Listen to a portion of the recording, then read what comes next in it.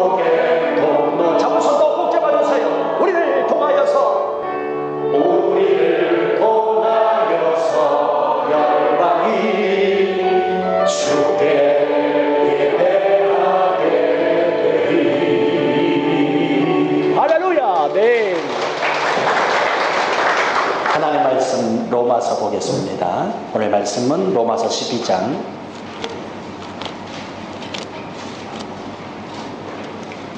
12절부터 21절 말씀까지 본문 말씀 드리겠습니다. 주일날은 로마서를 강의하고 있습니다. 오늘 본문의 말씀은 로마서 5장 12절에서 21절 말씀까지 제가 한 절 읽고 여러분이 한 절 읽고 마지막 절은 우리 함께 합독하도록 하겠습니다. 교독합니다. 5장 12절 말씀입니다. 그러므로 한 사람으로 말미암아 죄가 세상에 들어오고 죄로 말미암아 사망이 들어왔나니 이와 같이 모든 사람이 죄를 지었으므로 사망이 모든 사람에게 이르렀느니라.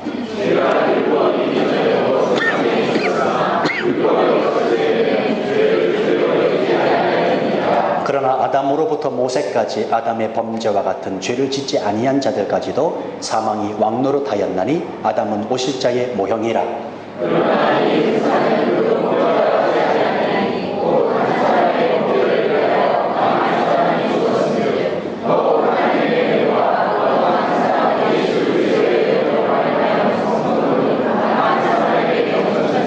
선물은 범죄한 한 사람으로 말미암은 것과 같지 아니하니 심판은 한 사람으로 말미암아 정죄에 이르렀으나 은사는 많은 범죄로 말미암아 의롭다 하심의 이름이니라.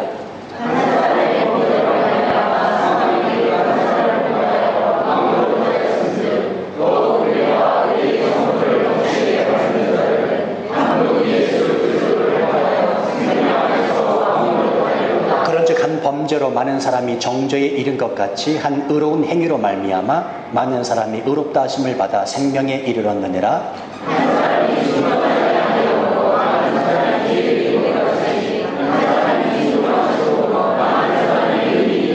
율법이 들어온 것은 범죄를 더하게 하려 함이라. 그러나 죄가 더한 곳에 은혜가 더욱 넘쳤나니 이는 죄가 사망 안에서 왕노릇한 것 같이 은혜도 또한 의로 말미암아 왕노릇하여 우리 주 예수 그리스도로 말미암아 영생에 이르게 하려 함이라. 아멘. 잠깐 기도하겠습니다.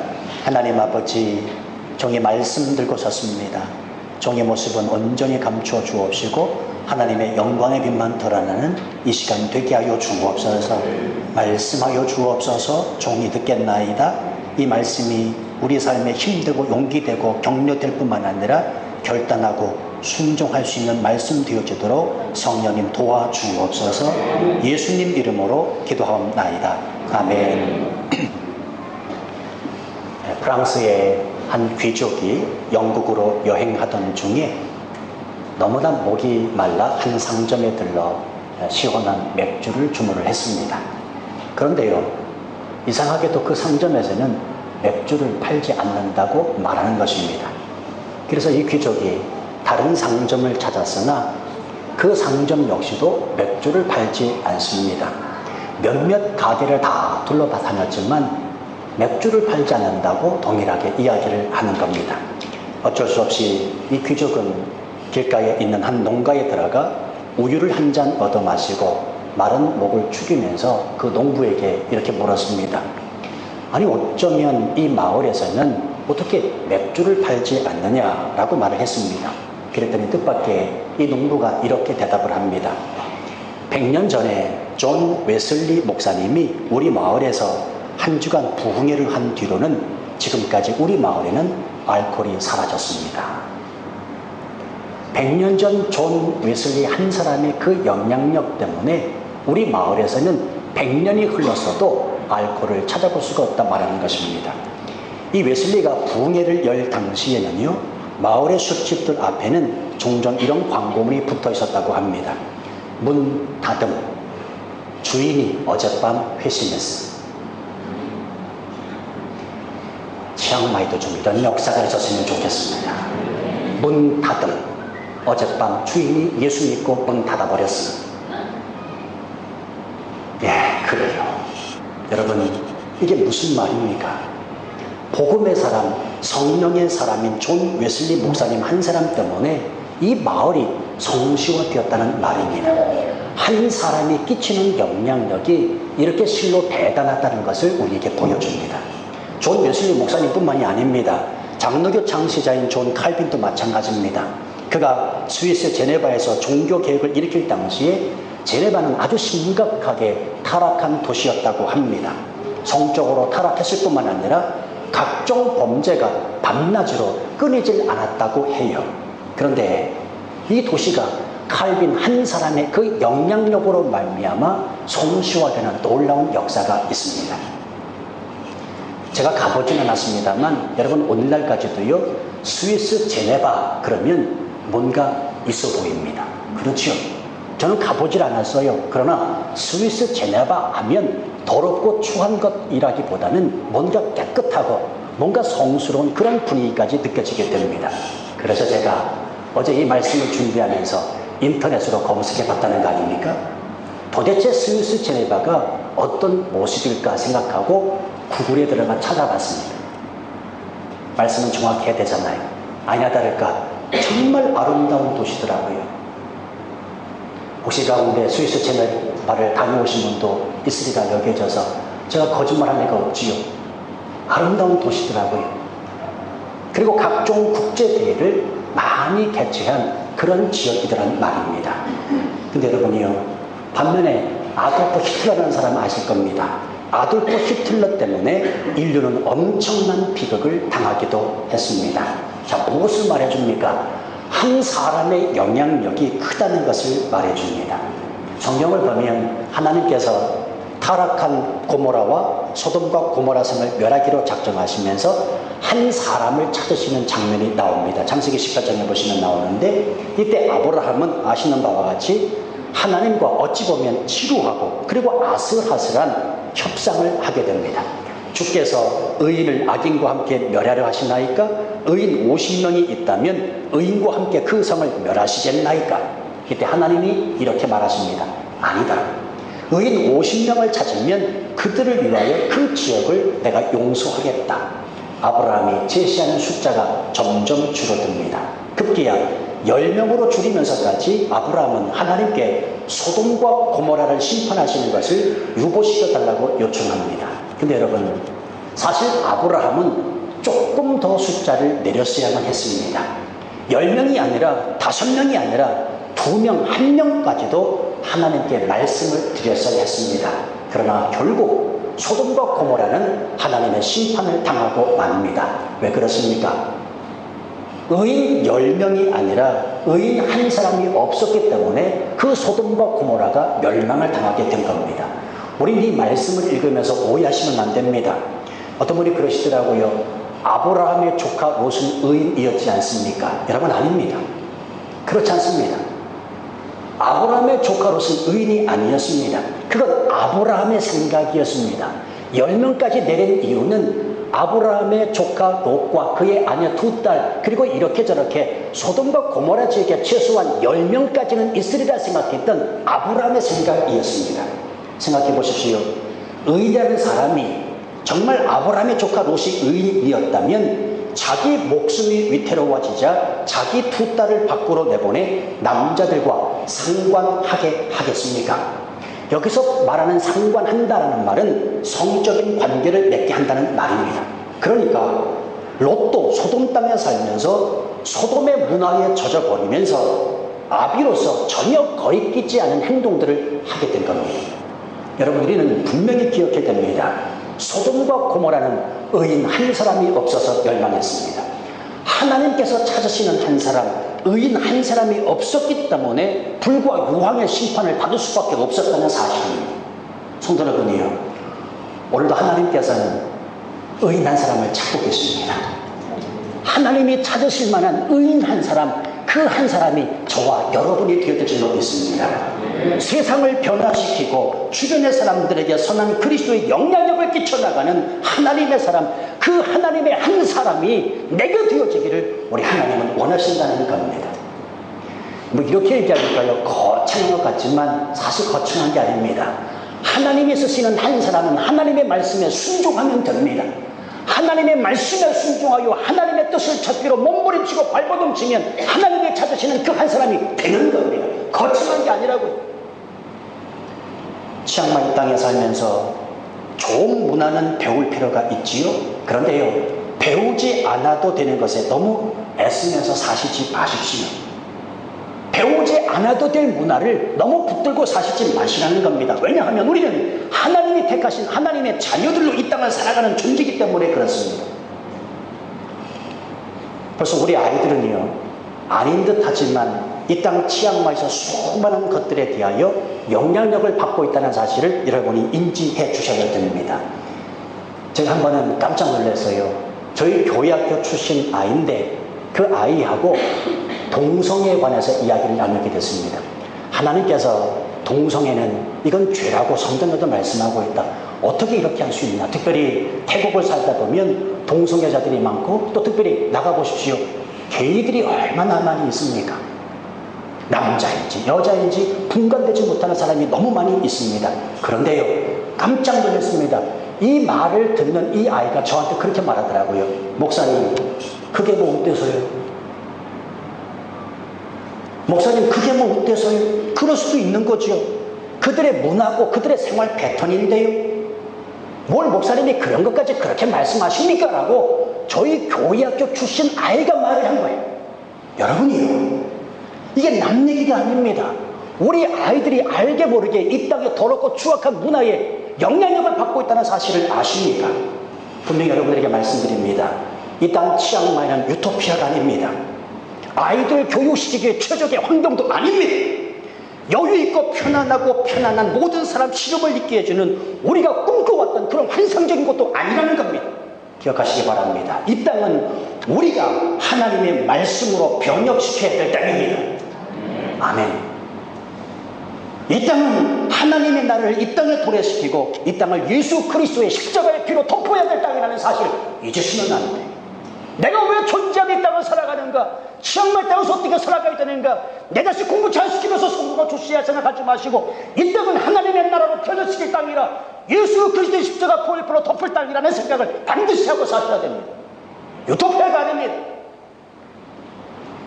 그래서 하나님이 이 교회를 세우셨다. 저는 그렇게 믿어요. 한 사람 여러분을 선택하시고 우리를 사용하시기 위해서 이 땅에 보내셨다. 저는 그렇게 믿습니다. 그러므로 성도 여러분, 잘 살아야 합니다. 잘 산다는 게 무슨 말입니까? 하나님이 찾으시는 한 사람으로, 하나님이 사용하시는 한 사람으로 이 땅을 살아가야 한다는 것입니다. 여러분 스스로가 자문자답해 보시기를 바랍니다. 하나님이 오늘 나를 찾으시겠습니까? 하나님이 오늘 나를 사용하시겠습니까?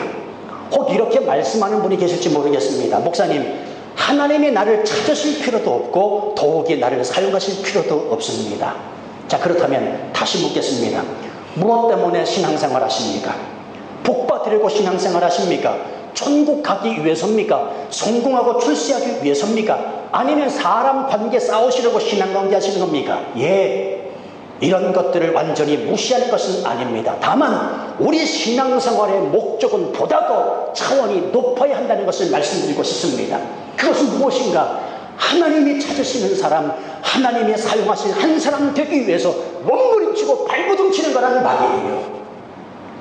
여러분, 이렇게 되기가 쉽지 않기 때문에 발버둥치고 몸부림치는 걸 아십니까? 때문에 오늘 이 예배도 신령과 진정으로 예배하는 그 한 사람을 찾고 계시는 그 하나님 앞에서 몸부림치고 발버둥치는 시간이 되어야 된다는 것입니다. 그 한 사람이 저와 여러분이 되기를 축원합니다.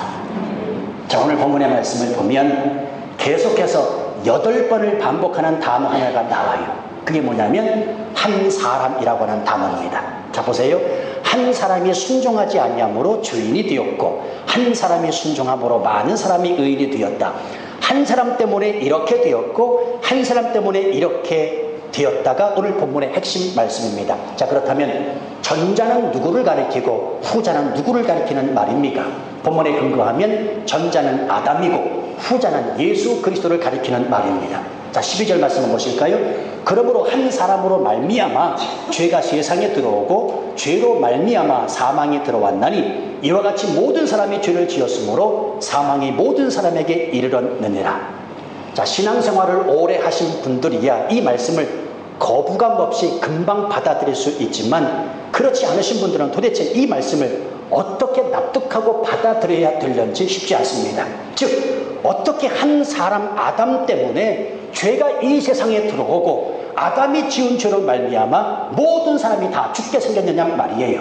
자, 그런데 이 본문을 이해하기 쉬운 예가 오늘날 대한민국에서 벌어지고 있습니다. 그게 뭐냐면 메르스입니다. 메르스 1번 환자는 아무런 생각 없이 여느 때처럼 그가 수십 번 중동을 왔다 갔다 했다고 그러지요. 중동 지역을 방문하고 돌아왔을 것입니다. 그런데 그가 그렇게 돌아와서는 어떻게 되었습니까? 자기의 의도와는 전혀 상관없이 메르스가 다른 사람에게 확산되고 퍼졌습니다. 그래서 많은 사람들이 격리조치가 되고 심지어는 사람이 죽기까지 했습니다. 여러분, 마찬가지입니다. 내 의도와는 상관없이 최초의 사람 아담이 하나님 앞에서 지은 그 불순종의 죄, 즉 하나님이 말씀하신 선과 악을 알게 하는 나무 과실을 따먹은 그 죄로 말미암아 아담 이후에 모든 사람들은 죄 가운데 살 수밖에 없게 되었다는 사실입니다. 왜냐하면 아담은 인류의 대표성을 띈 사람이기 때문에 그렇습니다. 자, 그런데 여기서 중요한 것은 먹은 게 중요한 게 아니라 하나님 말씀에 불순종했다는 겁니다. 먹은 것보다 더 중요한 건 그 먹기 전에 하나님이 말씀하신 그 말씀에 불순종했다는 겁니다. 그 불순종이 뭐냐면 오리지널 신, 원죄라고 하는 것입니다. 때문에 모든 인간은 바로 이 원죄를 가지고 태어납니다. 다시 말하면 모든 사람이 다 죄 가운데 태어날 수밖에 없다는 겁니다. 성악설이냐 선성설이냐 뭐 이런 얘기 많이 하지요. 인간이 태어날 때 선하게 태어나느냐 악하게 태어나느냐, 우리 기독교적 관점에서 보면 성악설이 그래도 받아들이기 쉬운 논리입니다. 자, 예를 들면요, 저도 아이들을 키워봤습니다만 이 아이들은 누가 가르쳐주지 않았는데도 악한 습성을 빨리 배웁니다. 아니, 생각해 보시라고요. 갓난아기 애한테 부모가 나쁜 것을 가르치겠습니까? 가르치지 않았음에도 불구하고 나쁜 습성을 빨리 배웁니다. 그렇게 보기에는 순수한 갓난아기들인데 이기적인 마음이 그 안에 있습니다. 욕심을 부리기도 하고요, 점차 커가면서는 부모의 말에 불순종합니다. 왜 그렇습니까? 바로 이것이 아담으로부터 물려받은 원죄의 결과물들이라는 것입니다. 그래서 창세기 3장 16절 17절 말씀에 보면 하나님은 이 원죄에 대해서 분명하게 이렇게 결정하셨습니다. 또 여자에게 이르시되 내가 네게 임신하는 고통을 크게 더하리니 네가 수고하고 자식을 낳을 것이며 너는 남편을 원하고 남편은 너를 다스릴 것이라 하시고, 아담에게 이르시되 네가 네 아내의 말을 듣고 내가 네게 먹지 말라 한 나무의 열매를 먹었은즉 땅은 너로 말미암아 저주를 받고 너는 네 평생에 수고하여야 그 소산을 먹으리라. 그 원죄를 물려받은 모든 인류가 이렇게 살아갈 수밖에 없다는 것을 하나님이 말씀하신 것입니다. 뿐만 아닙니다. 바로 밑에 19절 말씀에 보면 너는 흙이니 흙으로 돌아갈 것이니라. 즉 다시 말하면 죄의 삭은 사망이라. 즉 죄를 지었으니 죽어야 한다는 겁니다. 죄의 삭은 사망이라. 그 죄 때문에 우리는 죽을 수밖에 없는 운명이 됐다는 사실입니다. 오늘 본문의 말씀 14절 중반절 말씀에도 보면 사망이 왕 노릇했다고 기록하고 있지요. 인간은 이제 죽을 수밖에 없는 운명이 되었노라 성경이 선포하고 선언하고 있는 것입니다. 자, 여러분이요, 여기까지만 생각해 보면 살아갈 재미가 없습니다. 인간에게는 소망이 없고 기쁨도 없고 즐거움도 없습니다. 왜 사는지, 무엇 때문에 존재하는지 삶의 목적과 목표를 둘 이유도 없습니다.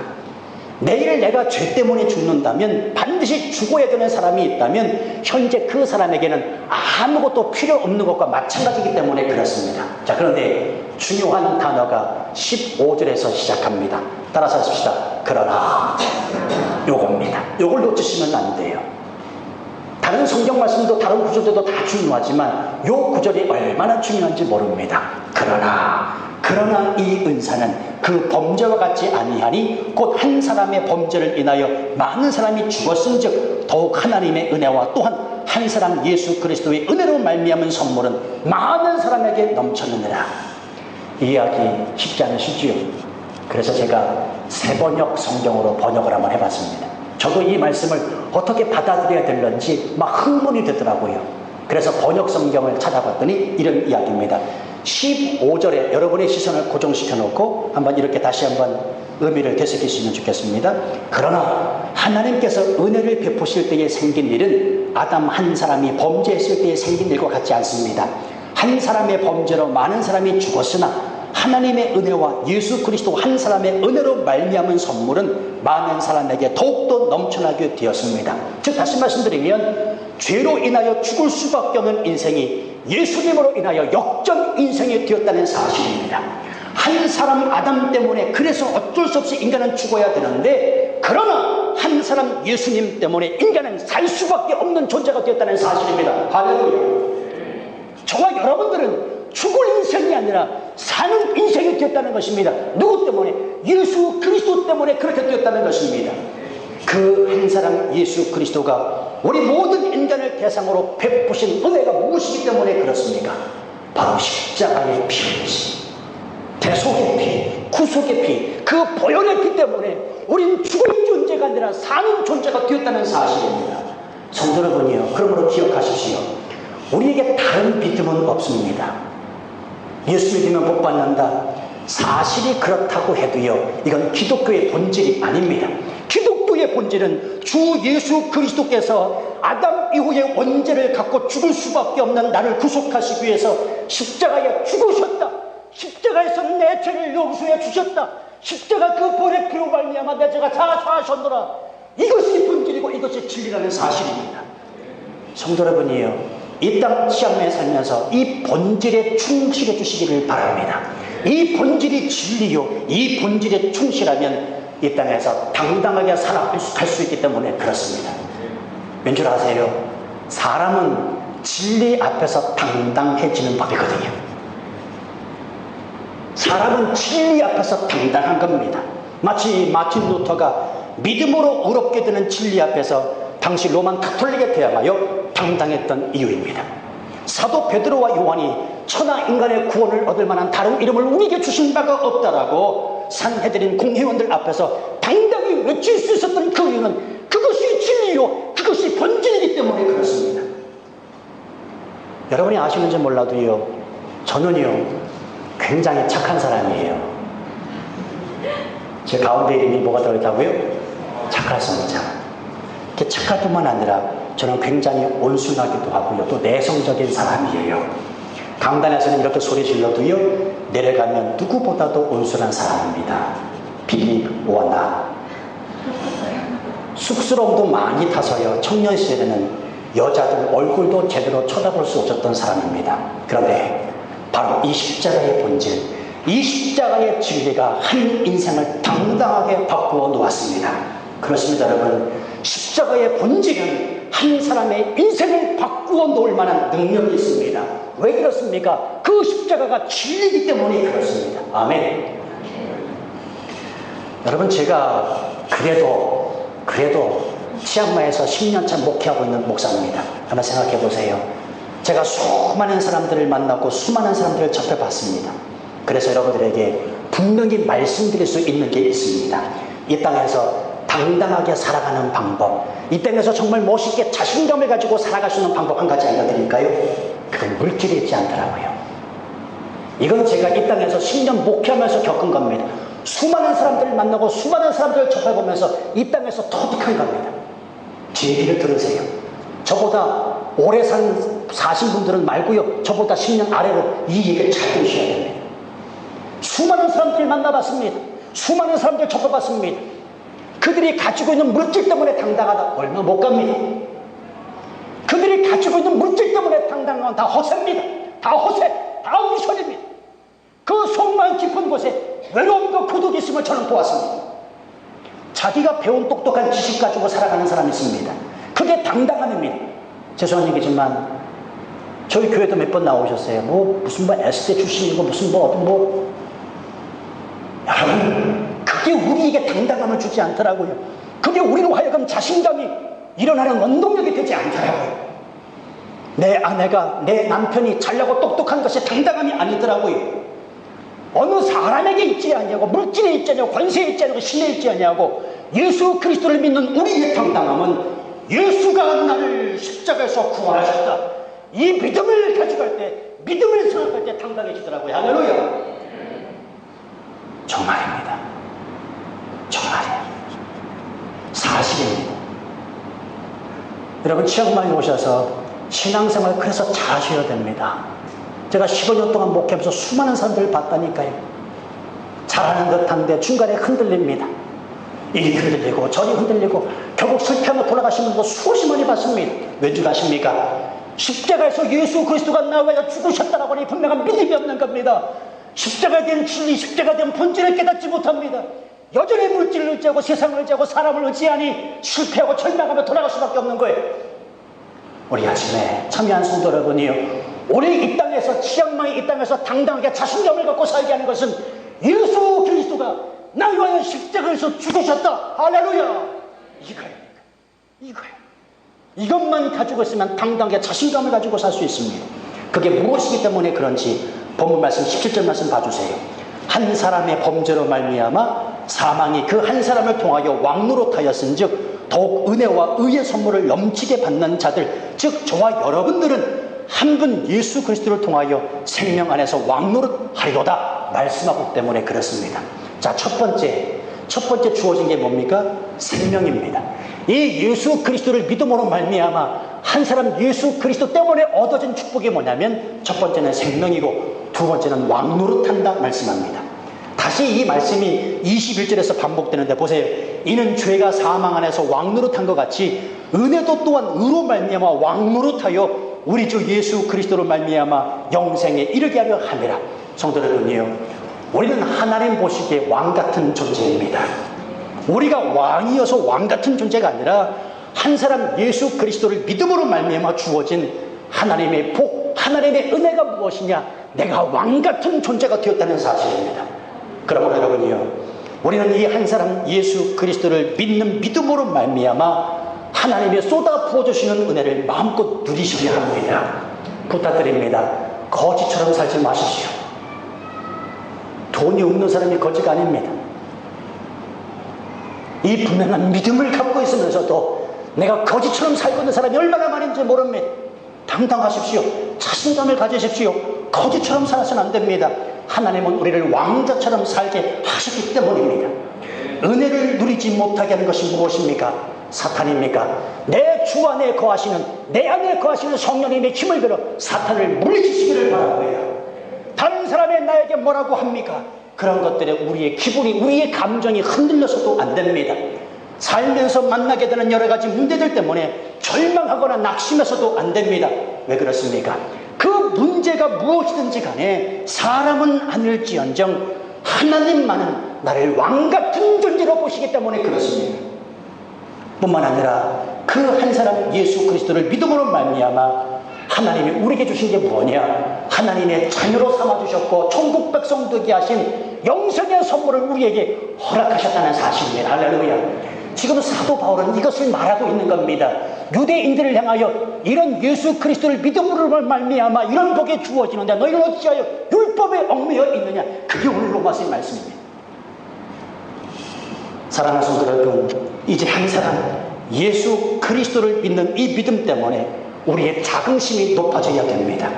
한 사람 예수 그리스도를 믿는 이 믿음 때문에 이제부터는 내 욕심을 채우는 삶이 아니라 하나님의 영광을 나타내는 기적의 사람들이 되는 줄 믿습니다. 한 주간 우리의 삶을 예수 그리스도 그분에게 맡기십시다. 우리를 구원해 주신 한 사람 예수 그리스도께서 우리의 삶을 책임져 주실 것입니다. 이 믿음 변치 마세요. 이 믿음 흔들리지 마세요. 이 믿음이 변하고 이 믿음이 흔들린다면 나는 지금 병들어 있는 겁니다. 내가 뭔가 잘못되어 있는 겁니다. 하나님은 이미 우리를 그런 존재로 만드셨습니다. 우린 받아 누리면 되는데 자꾸 내 이성으로 그걸 거부하시면 안 됩니다. 받아들이면 됩니다. 영접하면 됩니다. 영접하는 그 자녀 하나님의 자녀로 삼아주시고 권세가 부어진다고 말씀하셨습니다. 이런 얘기를 해도요, 여전히 그 목사님이 하는 말이고 그 교회에서 하는 말이고 라고 생각하시는 분들이 분명히 있을 거예요. 성도 여러분이요, 그래서 은혜는 받는 사람만 누리는 축복입니다. 아무나 은혜를 누리는 게 아닙니다. 받는 사람, 그 말씀에 순종하고 그 말씀을 받아들이는 사람만이 은혜를 누리게 됩니다. 이 은혜가 우리 모든 성도들에게 있어지기를 주님의 이름으로 축원합니다. 찬양하시오.